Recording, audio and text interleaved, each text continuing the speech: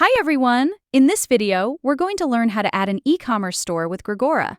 To get started, let's head over to the Grigora dashboard. In the top right corner, click on Add New Site. Now give your new store a name. After that, go ahead and click Continue. Once you click Continue, select the Use a Template option. From there, choose the e-commerce category and select any template that fits your needs. Then, click on Use this template. Now, you'll be taken to the Grigora site editor, where you'll find your store already pre-configured. You can easily edit this setup to your liking. For example, if you want to add a specific category, just add a text block and change the product field. You can continue making other necessary changes using this same approach. Once your edits are complete, save your website and hit Publish. Next, let's navigate back to the Grigora site dashboard.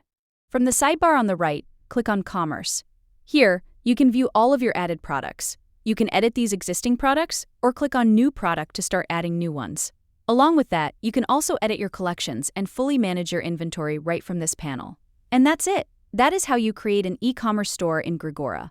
See you in the next one.